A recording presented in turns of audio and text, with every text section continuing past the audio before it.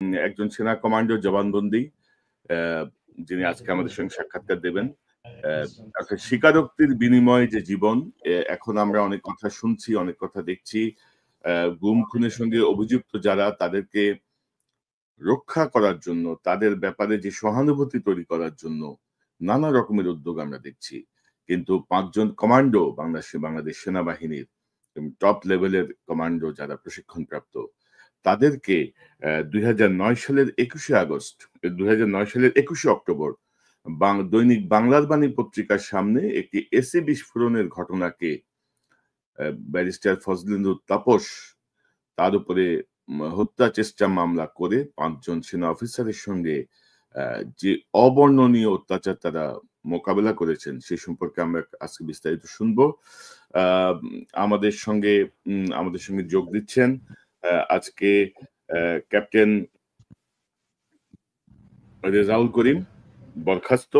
তিনি বাংলাদেশ সেনাবাহিনীর সাবেক 43তম লং কোর্স থেকে কমিশন প্রাপ্ত হন। ঝিনাইদহ ক্যাডেট কলেজ থেকে এসএসসি এবং এইচএসসি সম্পন্ন করেন এবং বাংলাদেশ সেনাবাহিনীর কমান্ডো কোর্সে অংশগ্রহণ করে টপ কমান্ডো হিসেবে তিনি যোগ্যতা অর্জন করেন এবং পরবর্তীতে মার্কিন যুক্তরাষ্ট্র থেকে তিনি জাম্প মাস্টার কোর্স সম্পন্ন করেন। ব্যারিস্টার ফজলিনুর তাপসকে জড়িয়ে যে মামলা, বোমা হামলা মামলায় 5 বছরের কারাদণ্ডে তিনি দণ্ডিত হয়ে সাজা ভোগ করেছেন, অবর্ণনীয় নির্যাতন সহ্য করেছেন। রেজা ভাই, আপনাকে স্বাগত জানাচ্ছি আজকের অনুষ্ঠানে। ধন্যবাদ কনক ভাই।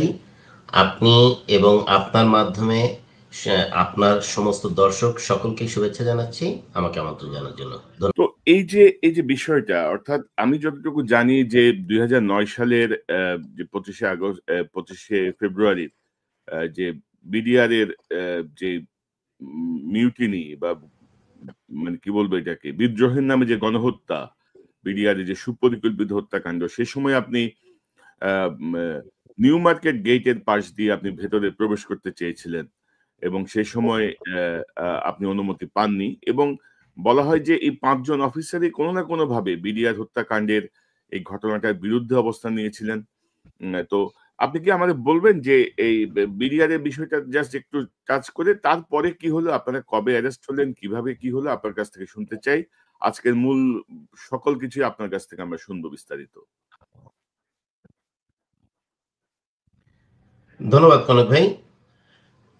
2009 সালের 25শে ফেব্রুয়ারি যে ঘটনা ঘটেছিল, যে আপনি একটু আগেই বললেন যে এটা একটা পরিকল্পিত হত্যাকাণ্ড ছিল এবং এটা কোনো বিডিআর বিদ্রোহ ছিল না, এটা একটা পরিকল্পিত হত্যাকাণ্ড ছিল। এবং সবচাইতে বড় ব্যাপারটা হচ্ছে যে জাফররাই এই হত্যাকাণ্ডটাকে সুষ্ঠুভাবে সংগঠিত হওয়ার জন্যই আপনার যাবতীয় সাপোর্ট দিয়েছিল। যেমন, সরি কনক ভাই। না, আপনি বলেন, আমি কিছু বলিনি, আপনি বলেন।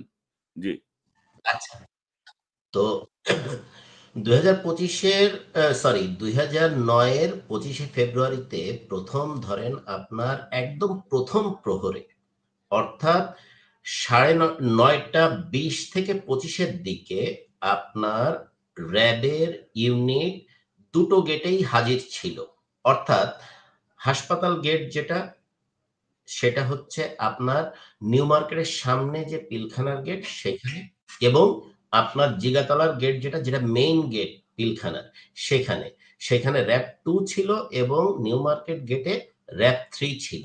এবং র্যাব 3 পক্ষ থেকে আপনার এইখানে ক্যাপ্টেন শফিক এবং আনসারের একজন ডিডি ছিলেন, যারা স্পেশাল কোম্পানি ম্যান করতেন, তারা ওইখানে পৌঁছে যান এবং আমি র্যাব 3 অ্যাডজুটেন্ট হিসেবে আমিও ওইখানে পৌঁছাই এবং আমাদের দিকে প্রথমে ফায়ার করে বিডিআর এবং আমরাও ফায়ার ব্যাক করি। That is the fact. এবং এডিজির কাছ থেকে যখন তৎকালীন এডিজি, র্যাবের এডিজি ছিলেন কর্নেল রেজানুর খান, যিনি পরবর্তীতে মেজর জেনারেল অবস্থায় অ্যাম্বাসেডর ছিলেন, এখনো হয়তোবা কোথাও মানে সে আয়েশি জীবনযাপন করছেন কোনো না কোনো দেশে। তো এই রেজানুর খান প্রচন্ড ফিউরিয়াস হয়ে যান। তো ইউনিটের সূত্রে, অর্থাৎ আমি যেহেতু 31 বেঙ্গলের 31 ইস্ট বেঙ্গল রেজিমেন্টের প্যারেন্ট অফিসার ছিলাম। তো সেই হিসেবে রেজানুর খান স্যার ছিলেন হচ্ছে 31 বেঙ্গলের অধিনায়ক ছিলেন। তো সেই হিসেবে সরাসরি স্যারের সঙ্গে যোগাযোগ হয় এবং স্যার এই মাত্রায় ক্ষিপ্ত হন যে তোমাকে গুলি করতে কে বলেছে বা কে অর্ডার দিয়েছে তোমাকে ফায়ার ব্যাক করার জন্য। কিন্তু আমাদের প্রথম রুলস অর্থাৎ এনগেজমেন্ট রুলস অনুযায়ী আমার দিকে যদি কেউ ফায়ার করে তাহলে আমি অবশ্যই তাকে ফায়ার ব্যাক করব। তো সেই হিসেবে পার পেয়ে যাই এবং তাকে বলি যে আমরা ওয়েল ক্যাপাবল বা আমরা আপনার 100% প্রস্তুত আছি নিউ মার্কেট গেট পুরোপুরি দখল করার জন্য। যদি অনুমতি দেন আমরা অবশ্যই অ্যাপ্রোচ করতে পারি বা আমরা অ্যাডভান্স করতে পারি। কিন্তু উনি কোনোভাবেই আদেশ দেননি। পরবর্তীতে এটাও জেনেছি যে যেহেতু ইন্টার র্যাব যোগাযোগ হয়, র্যাব 2 এর অ্যাডজুটেন্ট ছিল মেজর রাজন স্যার, তার সঙ্গে যোগাযোগ হয়েছে। রাজন স্যার বলেন যে কর্নেল জামান স্যার র্যাব 2 সিও ছিলেন। তো জামান স্যার বহু চেষ্টা করেছেন, বিশেষ করে রেজানুর খান স্যারের সঙ্গে জামান স্যারের কোর্সের গ্যাপ অনেক কম। ওনারা তর্ক বিতর্ক করেছেন এবং এক পর্যায়ে যে কর্নেল রেজানুর খান জামান স্যারকে কোর্ট মার্শালের হুমকি পর্যন্ত দিয়েছেন, তুমি যদি কোনোভাবে অ্যাডভান্স করো তাহলে তোমাকে কোর্ট মার্শাল করে বের করে দেওয়া হবে, কোনোভাবেই অ্যাডভান্স করা যাবে না। কিন্তু জামান স্যার অনেক চেষ্টা করেছেন। ইদানিং সোশ্যাল মিডিয়াতে বা ইউটিউবে এটা আপনারা দেখেছেন যে জামান স্যার তার বক্তব্য দিয়েছেন যে কোনোভাবেই তাকে অ্যাডভান্স করতে দেওয়া হয়নি। বাট তখন র্যাব পুরোপুরি প্রস্তুত ছিল যে কোনো মূল্যে পিলখানার আপনার 3টা গেট দখল করা, অর্থাৎ পুরাতন ঢাকার দিকে হচ্ছে র্যাব 10, আপনার জিগাতলা যে মেইন গেটটা সেটা র্যাব 2 এবং নিউ মার্কেট গেট হচ্ছে র্যাব 3।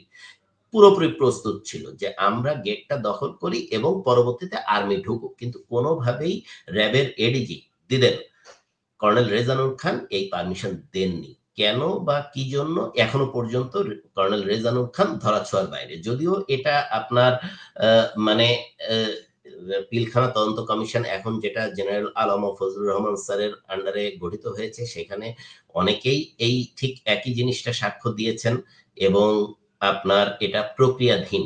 কিন্তু এই লোকটা এখনো ধরাছোঁয়ার বাইরে।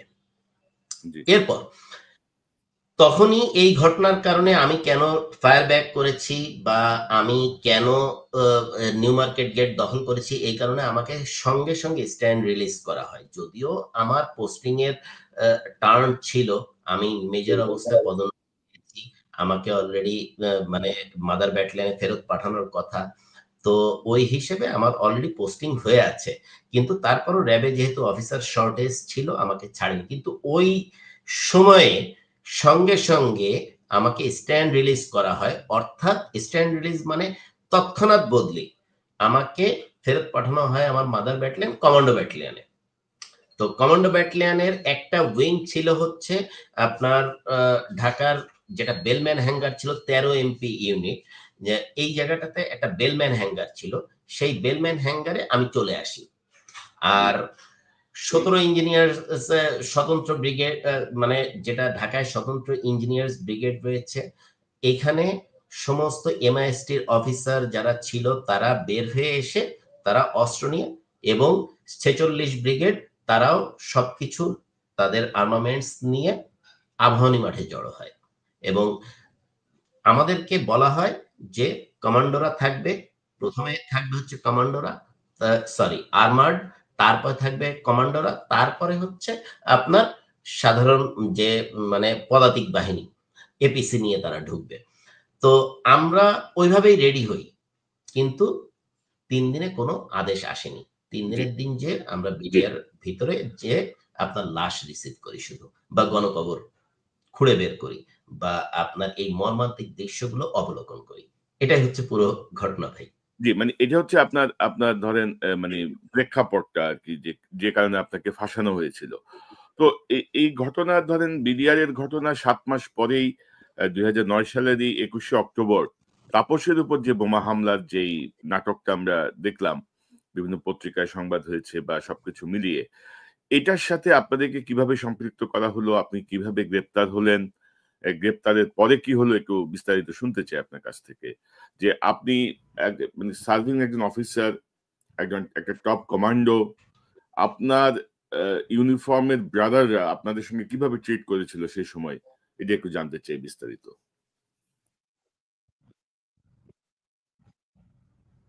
ধন্যবাদ কনক ভাই। এখন নানাভাবে কোশ্চেন আসতে পারে যে তাপসের উপরে এই ঘটনায় কেন আমি?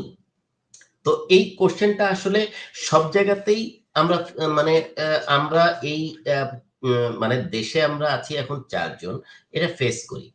তো এর সবচাইতে মজার ব্যাপার হচ্ছে যে আপনি শুনলে অবাক হবেন কনক ভাই, যে আমরা যখন আপনার মানে পিলখানাতে ছিলাম, অর্থাৎ কমান্ডো ব্যাটালিয়ন থেকে আমরা কমান্ডো হিসেবে ঢুকলাম। আমি ছিলাম হচ্ছে কমান্ডো প্লাটুন কমান্ডার। অর্থাৎ পিলখানার ফুল নিরাপত্তার দায়িত্বে কমান্ডো প্লাটুনের প্লাটুন কমান্ডার হিসেবে আমি নিয়োজিত। তো এরপরে আমার 2IC হিসেবে ছিল হচ্ছে, বা আমার সেকেন্ড ইন কমান্ড হিসেবে ছিল ক্যাপ্টেন রাজীব। এরপরে পিলখানাতে আপনার আমার যে কোর্সমেট ক্যাপ্টেন মাজাহার, ও মারা যায়, ওর জায়গাতে আসে হচ্ছে ক্যাপ্টেন সুবাইল। এরপরে আপনার G3 operation general staff officer 3 হিসেবে ছিল ক্যাপ্টেন ফুয়াদ।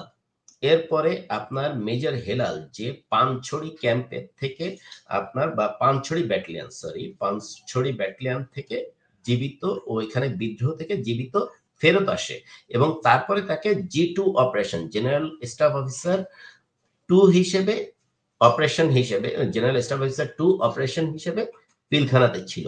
তো এই 5 জনই কিন্তু আমরা পিলখানাতে ছিলাম। এর মধ্যে শুধু রাজীব ছিল।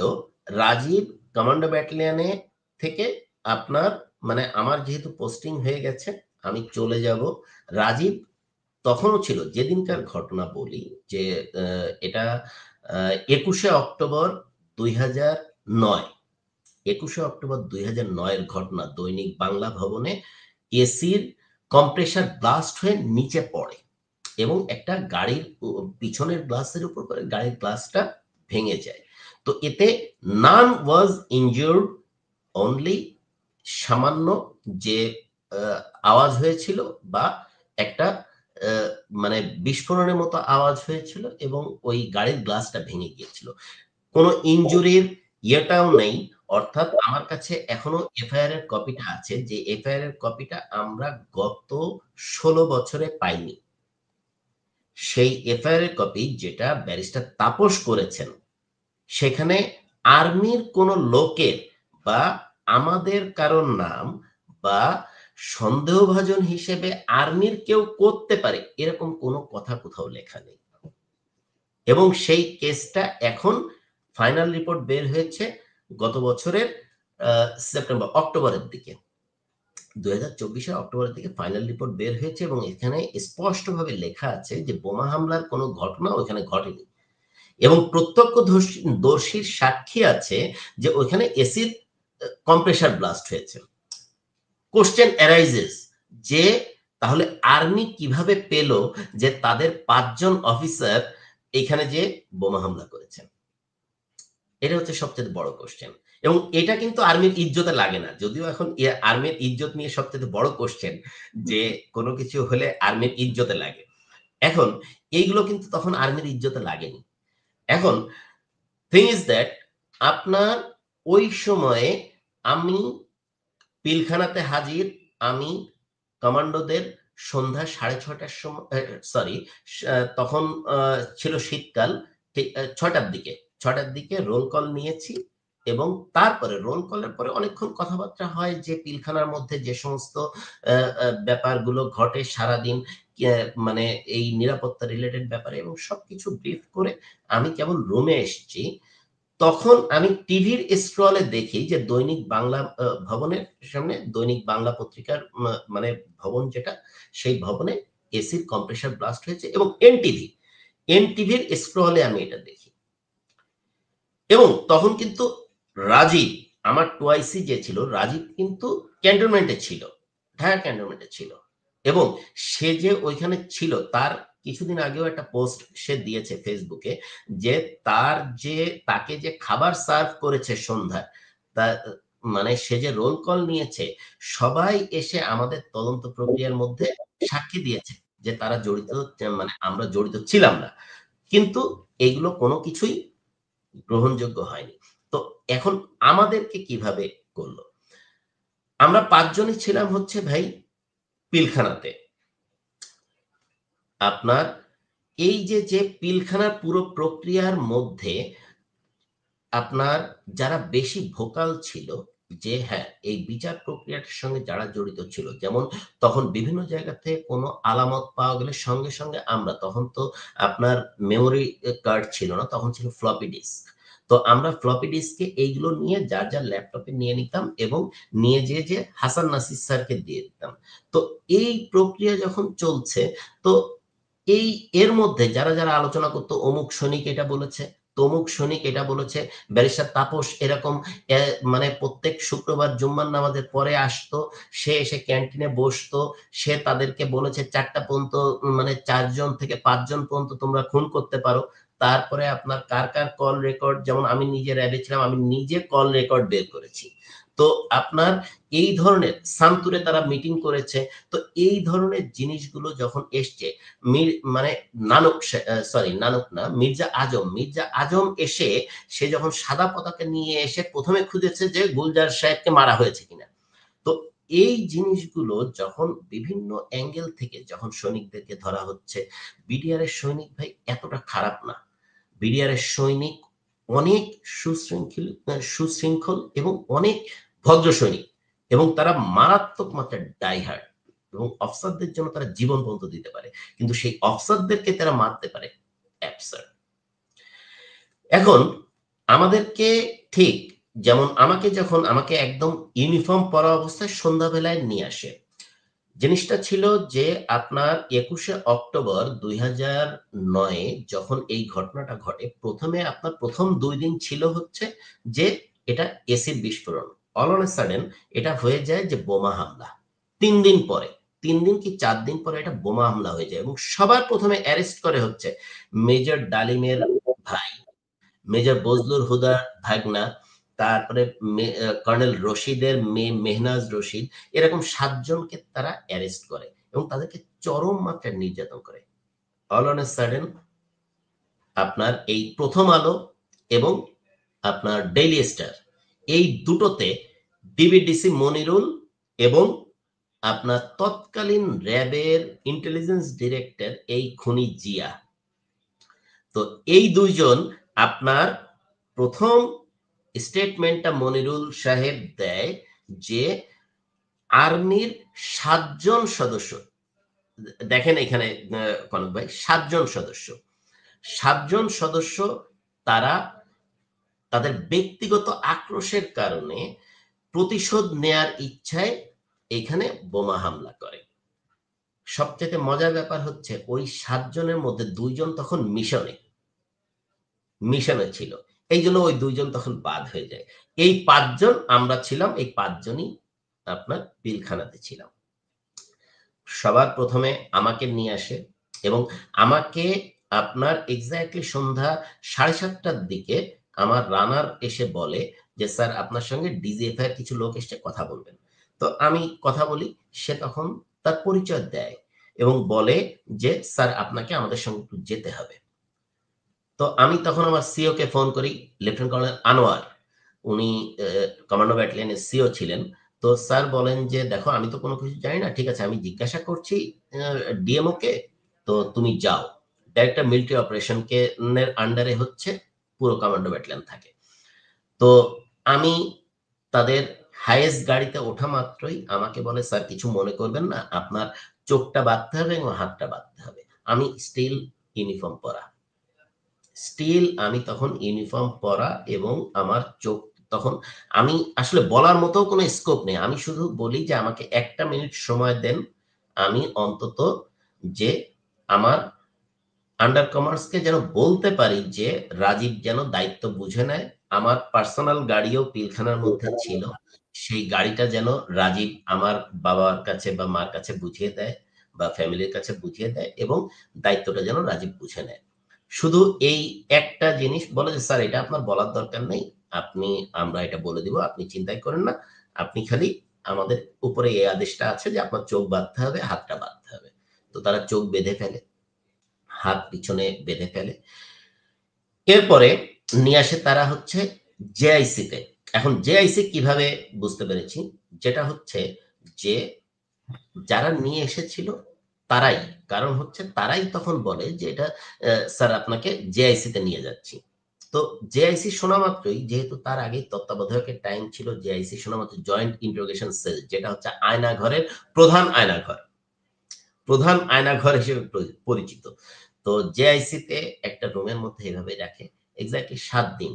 ৭ দিনের মধ্যে এক্সাক্টলি যেটা টর্চারের মাত্রা যেটা ছিল যে আমার কাছে সবচেয়ে বড় কষ্টের কারণ মানে যে এই আর্মি অফিসারদের জন্যই মানে আমার আসলে আ ওখানে নিউ মার্কেট গেটে সেদিন আমি কোন কথা না বললে আজকে যারা কর্নেল, যারা লেফটেন্যান্ট কর্নেল আল্লাহ পাক ভালো জানেন যে কার কপালে কি আছে। কিন্তু মানে আমিও আমার কোর্সের ১ম সারির একজন। তো হয়তোবা আল্লাহ পাক ভালো জানেন যে এরকম হয়তোবা পরিস্থিতি তৈরি হতো না। কিন্তু মানে যাদের জন্য কথা বলেছি, যাদের পরিবারের জন্য কথা বলেছি, তারা আমার উপরে অত্যাচার করছে। এই জিনিসটা আসলে কোনভাবে মেনে নিতে পারিনি। এইজন্যই সবচাইতে বেশি কষ্ট হচ্ছিল। জেআইসিতে যে পরিমাণ নির্যাতন এবং এইখানেও কনক ভাই আপনার কিন্তু ধরেন বর্তমানে সোশ্যাল মিডিয়াতে সবচাইতে বড় যে ব্যাপারটা যে বাংলাদেশ আর্মির ইজ্জত। তো তখন আমাকে এক্সাক্টলি ডেকোরেটেড একটা আর্মির ইউনিফর্ম পরা অবস্থায় আমাকে নির্যাতন করাতে তখন কিন্তু তাদের ইজ্জত যায়নি। সঙ্গে তারা এটা করতে পেরেছে।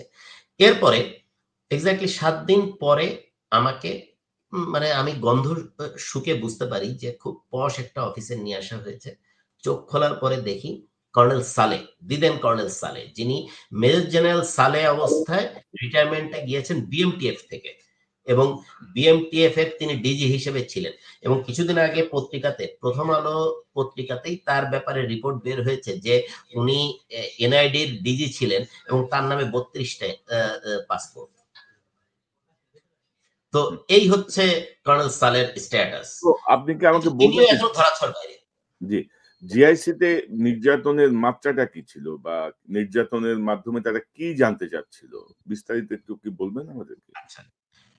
সবচাইতে বড় ব্যাপার হচ্ছে কনক ভাই, জেআইসিতে নির্যাতনের মাত্রাটা ছিল এক্সাক্টলি মানসিকভাবে ভেঙে দেয়া। অর্থাৎ সারাটা সময় আমার কানের পাশে মারাত্মক মাত্রায় সাউন্ড দিয়ে আপনার ইরিটেট করা এবং সবচাইতে বড় ব্যাপার যে আমার কানের পাশে আপনার কুকুরের আওয়াজ। যে কুকুর এখনই কামড় দিবে। বাট আপনার কোন সময়ই আমাকে ১ টা সেকেন্ডের জন্য ঘুমাতে না দেয়া। এভাবে একটানা ৭ দিন। এটাই ছিল হচ্ছে নির্যাতনের ইয়েটা। বাট এই জিনিসটা আপনার মানে অ্যা নরমালি যেটা হয়, আমি ভাই কমান্ডো। অর্থাৎ হিউম্যান হ্যান্ডলিং যদি বলেন যে কমান্ডো কোর্স করার সময় শত্রু ধরলে কি পরিমাণ মার খেতে পারে, সেই ধরনের ট্রেনিং আমাকে দেয়া। তো মার বা আপনার ইলেকট্রিক চেয়ারে বসানো বা আপনার ইলেকট্রিক শক দেয়া, এইগুলো খুব নরমাল ইস্যু ছিল আমার জন্য। সবচাইতে বড় যে ব্যাপারটা ছিল যে পরিবারের ব্যাপারগুলো নিয়ে অর্থাৎ আমার পরিবারকে তারা মারাত্মক মাত্রায় হার্ম করবে বা পরিবারের উপরে কোনো আক্রমণ করবে। এই জিনিসটা ছিল হচ্ছে সবচাইতে বড় মানসিক যন্ত্রণা ছিল। তাছাড়া আপনার ধরেন আমারই তো ব্রাদার অফিসার, ব্রাদার এট আর্মস যাদেরকে বলি, সেই ব্রাদার এট আর্মসই আমার উপরে অত্যাচার করেছে। আমার ধরেন এই বুড়ো আঙ্গুলের বুড়ো আঙ্গুলের ইসে যে ক্রোকোডাইল ক্লিপ দিয়ে ইলেকট্রিক শক দেয়া, আমার পায়ের বুড়ো আঙ্গুলে ইলেকট্রিক শক দেয়া বা আপনার ইলেকট্রিক চেয়ারের মধ্যে বসিয়ে ঘুরানো, আপনার উল্টা করে ধরে ওয়াটার ট্রিটমেন্ট দেয়া, সব ধরনের পলিসি তারা করেছে। শুধুমাত্র তাদের একটাই উদ্দেশ্য মানে জানা বা তাদের একটাই মানে চাওয়া ছিল যে শুধুমাত্র যে আমরা এই ৫ জন মিলে ব্যারিস্টার তাপসের উপর বোমা হামলা করেছি, যেটা তারা একটা সিকোয়েন্সিয়াল ওয়েতে করার চেষ্টা করেছিল। অর্থাৎ আমি যদি আপনাকে এটার পুরো সিকোয়েন্সিয়াল ব্যাখ্যাটা দেই, লাইক আপনি যদি কনক ভাই মানে মনে থাকে যেটা হচ্ছে কোটালীপাড়ায় মুফতি হান্নানের মানে মুফতি হান্নান একটা বোমা হামলা করে মানে করার একটা ছিল, তার উপরে মামলা ছিল, অর্থাৎ হাসনাত আব্দুল্লাহর সাবানের ফ্যাক্টরি, সেটাতে মুফতি হান্নান সাবান তৈরি করতেন এবং কোটালীপাড়াতে এরকম বোমা পুঁতে রাখা ছিল, মানে রাখা ছিল, যেটা মুফতি হান্নান রেডি রেখেছিলেন শেখ হাসিনাকে মারার উদ্দেশ্যে। এবং সেই জিনিসের পর গণভবন শেখ হাসিনা 1 টাকা দিয়ে লিখে নেন। ঠিক একইভাবে আমাদের এই কেসটা ছিল আপনার পুরো জিনিসটা যে শেখ পরিবারের উপরে হামলা হয়েছে এবং শেখ পরিবারের কেউই নিরাপদ না। শেখ পরিবারের আজীবনের নিরাপত্তা আইনটা পাশ করা, শেখ পরিবার আজীবন তাদের নাতি, নাতি-নাতি সবাই আজীবন এসএসএফ বা জেড ক্যাটাগরির নিরাপত্তা পাবে। এবং আমাদের ঘটনাটা যখন মিডিয়াতে প্রচন্ড মাত্রায় প্রকাশ করা শুরু হলো, তখন আপনার সংসদে এই আইনটা পাশ করা হয়। তো ইট ওয়াজ মানে দিস ওয়াজ দ্য ফ্যাক্ট যে আমাদের এই আইনটা মানে এই কেসটা এস্টাবলিশ করার মূল কারণটা ছিল এটা। আচ্ছা, তো এরপরে আপনাদেরকে নিয়ে গেল কোথায় জিজ্ঞাসাবাদের জন্য জেআইসি থেকে? ভাই 7 দিন পরে এক্স্যাক্টলি আমাকে যখন কর্নেল সালের রুমে নিয়ে যাওয়া হয়, চোখ খোলা হয়, তখন আমার সামনে কর্নেল সালেকে বসা দেখি এবং কর্নেল সালে আর হচ্ছে তৎকালীন পররাষ্ট্র সচিব ছিল মিজারুল কায়েস, তার ছোট ভাই ইমরুল কায়েস, ব্রিগেডিয়ার ইমরুল কায়েস। আপনি এখনো পর্যন্ত গুগলে যদি ছবি সার্চ করেন যে এই ইমরুল কায়েস বিডিআর গেটের সামনে যখন কর্নেল হাকিম মানে ব্রিগেডিয়ার হাকিম তার এপিসি আটকে রেখে পালিয়ে যান, তার সামনে ইমরুল কায়েস দাঁড়িয়ে আছে, কোনোভাবে তারা ঢুকতে দেয়নি।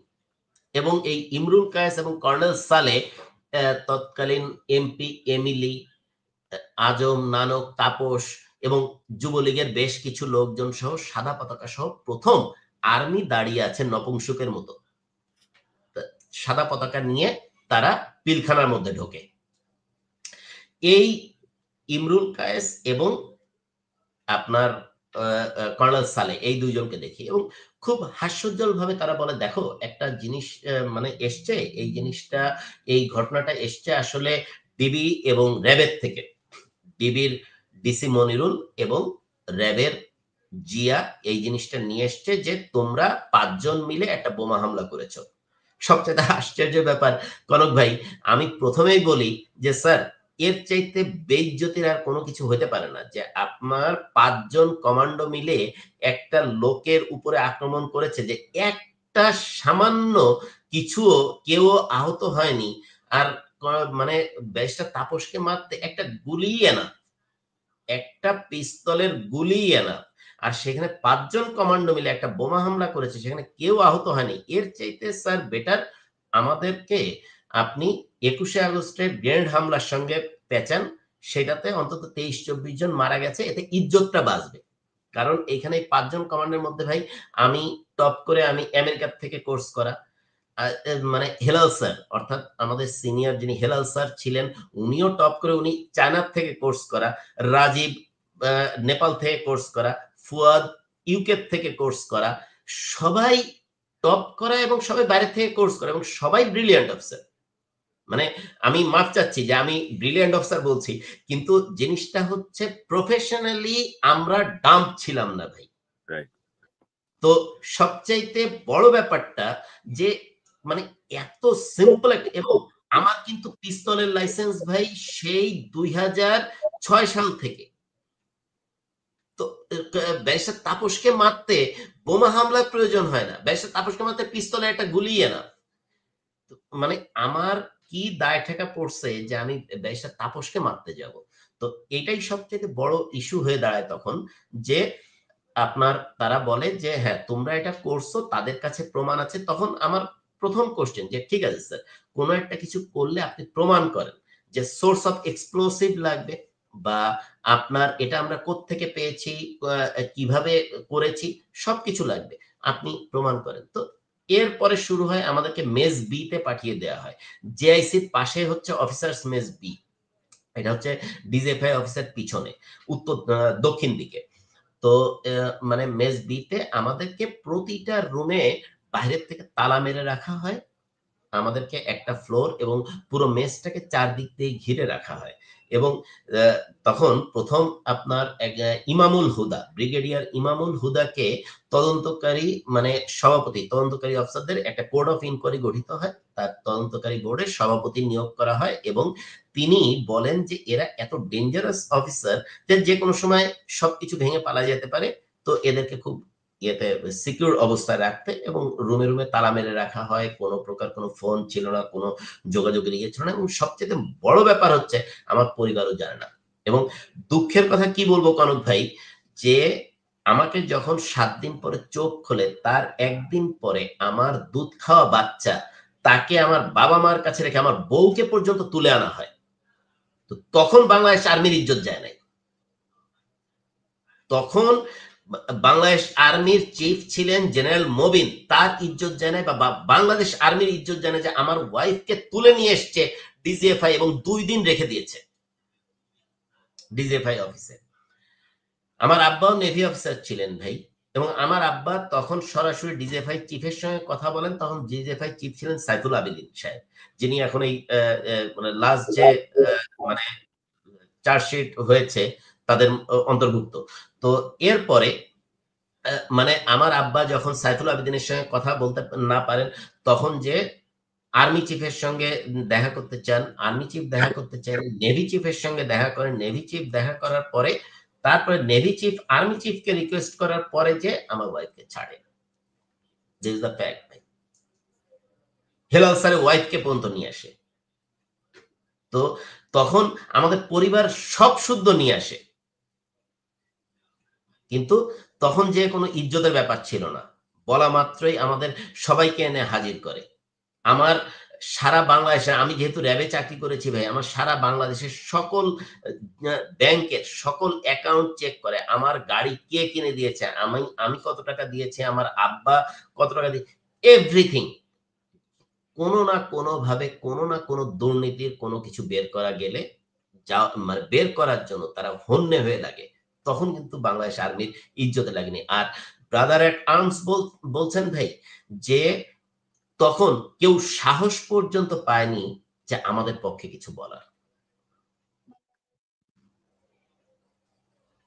তো মেস বিতে আপনারা কতদিন ছিলেন বা সেখানে আপনারা কি করলেন? ওকে। কি করলো আপনাদেরকে? মেস বিতে ভাই আমরা মানে ১ম যে তদন্ত বোর্ড সেটা ৬ মাস মতো চলে।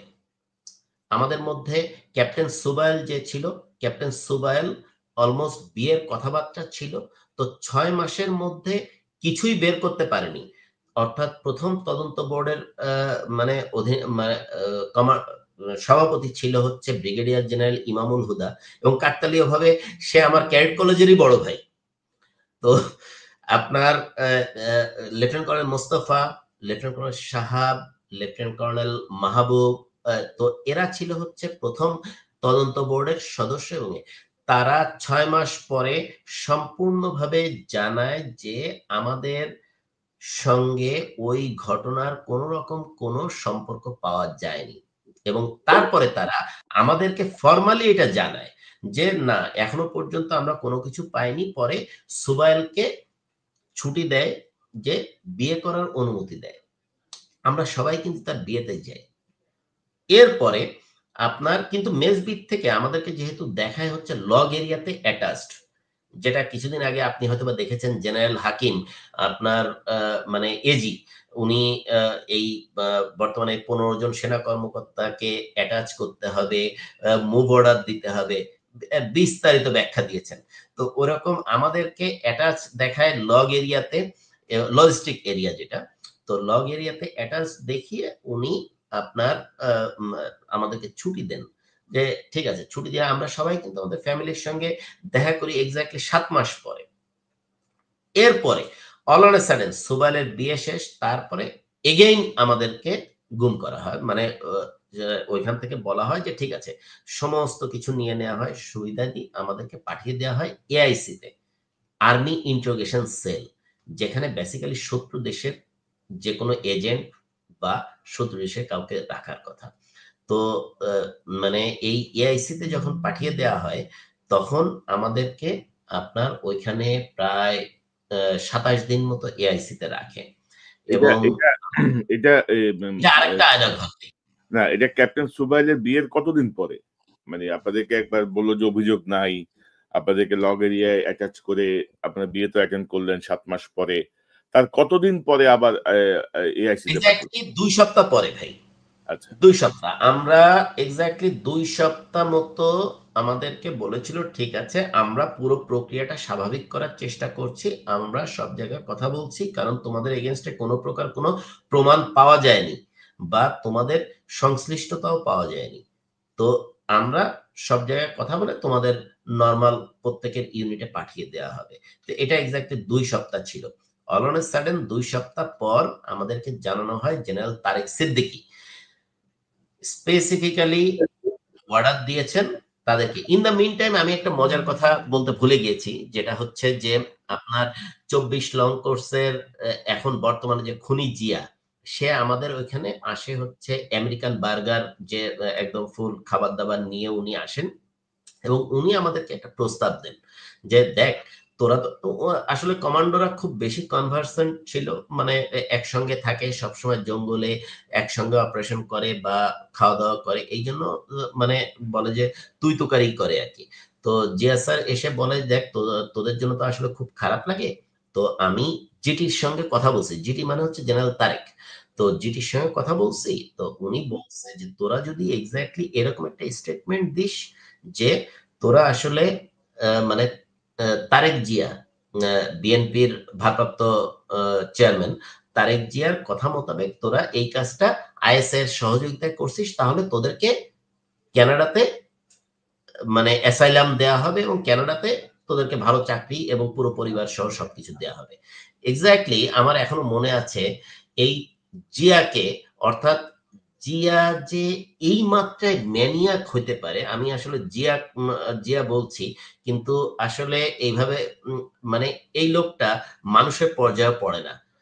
আপনার আ মানে কমান্ডো ব্যাটালিয়নে আমরা একসঙ্গে চাকরি করেছি। সবচাইতে মজার ব্যাপার, এখন যিনি মানে ম্যাডাম খালেদা জিয়ার যিনি নিরাপত্তার দায়িত্বে আছেন, যে কর্নেল তৌহিদ স্যার।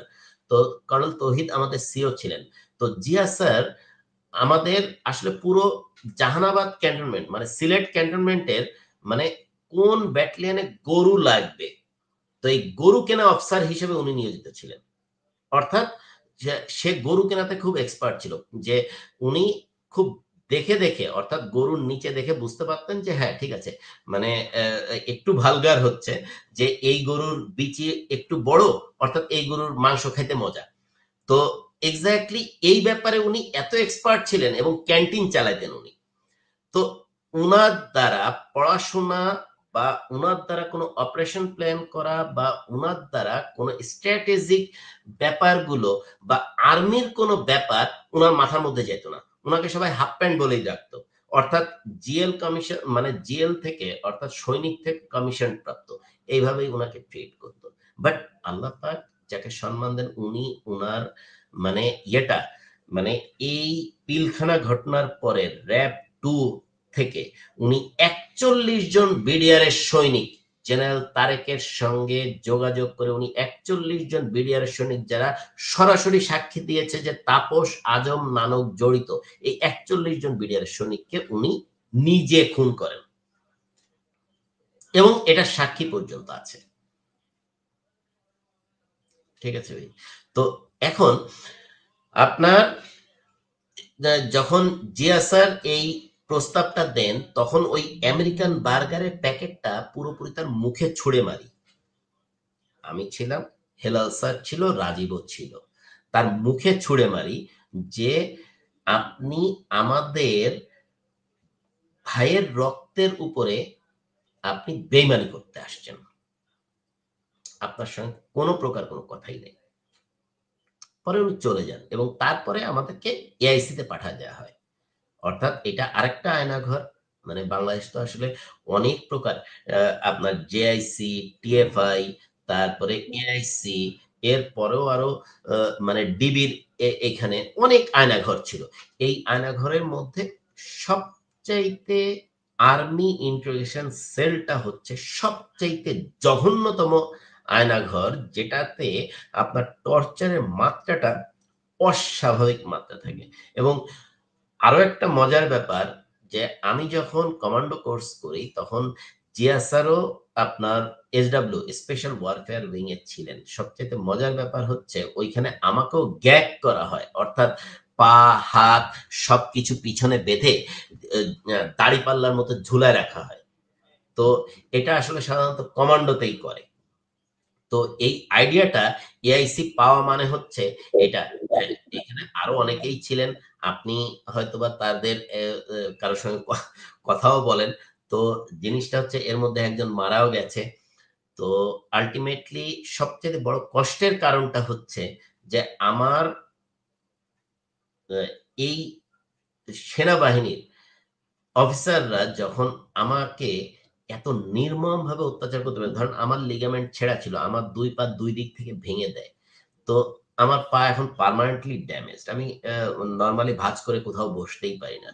তো এ এই এই কষ্টটা আসলে খুব কম ছিল। ধরেন তখন আ আ মানে এ একটাই খালি ফিল হইতো যে আমি আসলে কার জন্য কথা বললাম? আমি কার জন্য ফিল করলাম? এই কষ্টটাই সবচেয়ে বড় কষ্ট ছিল। তো এটা আসলে আব মানে বলার অপেক্ষা রাখে না। এর আগে আমরা মানে আমি দেখেছি যে অস্ত্র হারিয়েছে, তাকে এআইসি তে নিয়ে গেছে। অ্যামুনিশন হারিয়েছে, হাজার রাউন্ড অ্যামুনিশন হারিয়েছে, তাকে এআইসি তে নিয়ে গেছে। তারপরে আপনার কোন সন্ত্রাসী সংগঠনের সঙ্গে ইন্টারন্যাশনাল সন্ত্রাসী সংগঠন তাদের সঙ্গে মানে যোগাযোগ আছে, তাকে এআইসি তে নিয়ে গেছে।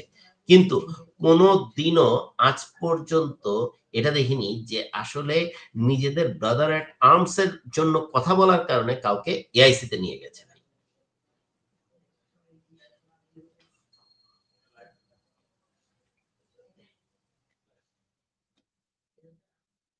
এআইসি তে কি তারা কি জিজ্ঞাসাবাদ করলো আপনাদেরকে? আবারও সেই স্বীকারোক্তি? এআইসি তে সবচেয়ে বড় জিনিসটা ছিল হচ্ছে ভাই আমাদেরকে শুধুমাত্র সাদা কাগজে আঙ্গুলে অ্যা টিপসই দেয়া এবং সমস্ত নির্যাতনই ছিল হচ্ছে পরিবার কেন্দ্রিক। আমাদের উপরে নির্যাতন করেছে, যেমন আমার সবথেকে বড় কষ্টের কারণ ছিল যে আমি প্রতিটা মুহূর্তে আপনার আমার আশেপাশের রুম থেকে মানে আমার সহকর্মীর চিৎকারের আওয়াজটা পেতাম। এর চাইতে বড় কষ্টের কারণ আর হতে পারে না। তাদের মেইন ইয়েটাই ছিল হচ্ছে ঠিক আছে, তোমাদেরকে এটা বলতে হবে যে তোমরা এটা করছো, or else তোমরা কোনভাবে এখান থেকে জীবিত ফেরত যেতে পারবা না।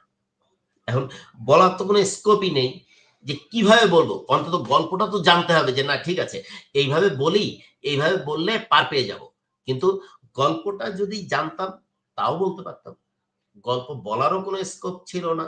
শুধুমাত্র হ্যাঁ, ঠিক আছে আমি আপনার তাদের কাছে তারা আমাকে দোষী সাব্যস্ত করতে চায়। অন্তত আমার পরিবার-পরিজন সেফ থাকবে। কি করতে হবে আমাকে? যে এই ফিলিংসটা মানে এর চাইতে আসলে নিকৃষ্ট ফিলিংস আর কোনো কিছু হইতে পারে না। অসহায় ফিলিংস। আল্লাহ পাক ভালো জানেন যে প্রতিটা মুহূর্তে তখন আমার মার চেহারাটা ভেসে উঠছে যে আমার মা কিভাবে কান্নাকাটি করছে বা আমার বাবা কি মনে করছে বা আমার মানে আমি কিভাবে মানে এই জিনিসটা বিয়ার করব। সবচাইতে বড় জিনিসটা ছিল হচ্ছে তাদের একটাই মাত্র ইয়ে যে হ্যাঁ, তোমরা এই বোমা হামলাটা করছো। তোমরা মানে এভাবে মানে গেছো। কিন্তু কোনটার সঙ্গে মিল নাই। আমি কিভাবে মিলাবো একটাকে আরেকটার সঙ্গে? তো আল্টিমেটলি এআইসি তে সবচাইতে বড় প্রেশারটাই ছিল যে যেমন আমি আপনাকে বলতে পারি কনক ভাই যে সুবাইলকে তার ওয়াইফের ভিডিও দেখানো হয়েছে। যে তোমার ওয়াইফ এখন এখান দিয়ে যাচ্ছে। এবং মানে তুমি বলো তুমি এইখানে আঙ্গুলের ছাপ দিবা কিনা? সবচাইতে বড় ইস্যু এটা। তখন বাংলাদেশ আর্মির ইজ্জত যায়নি। এরপরে আপনার আ এরপরে আপনার এআইসি থেকে সবাই যখন আঙ্গুলের ছাপটা দিয়ে দেয়, যে না ঠিক আছে, সাদা কাগজে আঙ্গুলের ছাপ, সাদা কাগজে আঙ্গুলের ছাপ দিয়ে দেয় এবং 5 আঙ্গুলের ছাপই নেয়। আপনি দেখেন জাস্ট এইভাবে করে 5 আঙ্গুলের ছাপ নেয়। এইভাবে যে হ্যাঁ ঠিক আছে, 5টা আঙ্গুলের ছাপ তারা নিতে পেরেছে, দ্যাটস অল। এরপরে আপনার বলে ঠিক আছে, তোমাদেরকে একটা গল্পের দেয়া হলো যে এই অনুযায়ী তোমরা এটা করছো। কিন্তু তখনও পর্যন্ত আমরা মানসিকভাবে ধাতস্থ না কিভাবে সম্ভব এটা। ওকে, 27 দিন পরে আমাদেরকে আনা হয় হচ্ছে আর্মি হেডকোয়ার্টারের পাশে একটা পরিত্যক্ত, একদমই পরিত্যক্ত একটা বিল্ডিং আছে। সেই বিল্ডিং এ ঠিক একইভাবে প্রতিটা রুমে তালা মারা এবং চারিদিক দিয়ে ঘিরে রাখা হয়। এখানে যখন নিয়ে আসা হয়, তারপরের দিন দেখলাম যে আবার একটা কোর্ট অফ ইনকোয়ারি বসছে এবং সেটারও সভাপতি হচ্ছে এই কুলাঙ্গার ব্রিগেডিয়ার ইমামুল হুদা। এবং সে তখন বলে, ওকে জেন্টলম্যান, আমি এক্সট্রিমলি সরি যে আসলে প্রথম কোর্ট অফ ইনকোয়ারিটা মানে কোনোভাবেই আর্মির বা মানে টপ মানে তার বক্তব্যটা ছিল যে টপ লেভেলের পছন্দ হয়নি। জাস্ট তার বক্তব্য ছিল টপ লেভেলের পছন্দ হয়নি। তো এখন আবার নতুন করে শুরু হচ্ছে, তোমরা এআইসি তে যে বক্তব্য বা তোমরা যে কাগজে মানে সাইন দিয়েছো বা হাতের সিলমোহর দিয়েছো, তো এটা আমাদের কাছে আছে। এই অনুযায়ী তোমাদেরকে আবার নতুন ভাবে কোর্ট অফ ইনকোয়ারি শুরু করা হবে। তখন এক্স্যাক্টলি মানে ইমামুল হুদাকে বলি যে স্যার, আপনি যে প্রমোশনের জন্য এই কাজটা করছেন, মনে রাখবেন স্যার, এটা আল্লাহর মারে কিন্তু কোনো আওয়াজ নাই। আপনি এমনও হইতে পারে আপনি হয়তোবা কোনো প্রমোশনই আর পাচ্ছেন না। আল্লাহ পাক ভালো জানেন। এটা হয়তোবা কোনো একটা মানে ইমোশন থেকে হয়তোবা বলেছিলাম। কিন্তু ঠিকই সে এই ব্রিগেডিয়ার অবস্থাতেই রিটায়ারমেন্টে গিয়েছে রাজুকে প্রিন্সিপাল থেকে। তো আল্টিমেটলি আমরা যখন আপনার ওইখানে সেকেন্ড কোর্ট অফ ইনকোয়ারি হয় এবং তার ২ দিনের দিন ওইখানে নতুন একজন অফিসার যুক্ত করা হয়। Lieutenant colonel Mahmud, most probably উনি আ উ তখন বলেন যে তোমাদেরকে কোর্ট মার্শাল করা হবে, যেটা হচ্ছে ক্যামেরা কোর্ট মার্শাল। তো আমরা তখন বলি ঠিক আছে, কোনো অসুবিধা নেই।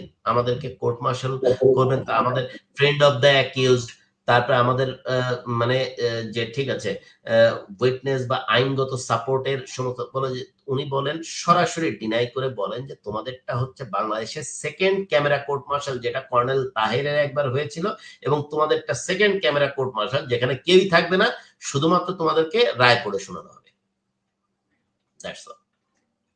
এবং তারপরে মানে সবচেয়ে মজার ব্যাপার ভাই, কোর্ট মার্শালটা চোখে পর্যন্ত দেখিনি। কোর্ট মার্শাল যে হয়েছে, কোর্ট মার্শালটা চোখে পর্যন্ত দেখিনি। একটা কোর্ট মার্শাল সাজানো হয়েছে, আমাদেরকে সেখানে নিয়ে যাওয়া হয়েছে যে ওইখানে দাঁড়ানো কোর্ট মার্শালের সভাপতি কে বা সদস্য কারা কিছুই জানি না। কোনো কিছু জিজ্ঞাসা করা হয় নাই। স্ট্রেট ওয়ে আবার আনা হয়েছে এবং মানে আমাদেরকে ঠিক তার ৫ দিন কি ৬ দিন পরে প্রথমে শুনেছি যে আমাদেরকে বাধ্যতামূলক অবসর দেয়া হবে। তো তবুও খুশি। ঠিক আছে। এই যন্ত্রণা থেকে, এই বাংলাদেশ সেনাবাহিনী থেকে তো মুক্তি তো পাচ্ছি। এই মানে বিভীষিকাময় জীবন থেকে তো মুক্তি পাচ্ছি। তো ঠিক আছে, বাধ্যতামূলক অবসর। অল অন আ সাডেন আমাদের কাছে একটা কাগজ এবং ৫ টা গাড়ি আসে, ৫ টা জিপ। ৫ টা জিপের মধ্যে আমাদের ৫ জনকে ৫ গাড়িতে উঠানোর পরে আমাদেরকে বলা হয় তোমাদেরকে ৫ বছরের জেল দেয়া হইছে। এবং সেন্ট্রাল জেলে দিয়ে আসা হয় ভাই।